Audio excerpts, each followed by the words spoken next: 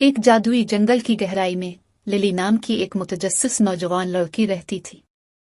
एक दिन एक छोटी सी सफाई के दौरान लिली ने एक दरख्त के नीचे जमीन पर एक बोल्ड अनार को देखा। फल उगाने की कितनी अजीब जगह है, लिली ने अपने आप से सोचा। मुतजस्सिस होकर उसने अनार उठाया और करीब से देखा। जब उसने इसे आहिस्ता से अपने हाथों में फेर लिया तो उसने अपनी आंख के कोने से कुछ हरकत देखी। अनार की मोटी जिल्द में एक छोटी सी शिगाफ पड़ गई थी। लिली एक बेहतर नजर के लिए इस तरह झक गई जैसे एक चमकता हुआ बाजू शिगाफ में से टकरा रहा हो। वो हंप गई जब एक नाजुक परी ने खुद को आजाद किया, जो लिली के अंगूठे से बड़ा नहीं था। परी ने सुकून का सांस लिया जब उसने अनार के चमकते हुए बीजों से लिपटे हुए अपने चमकदार परों को फैलाया।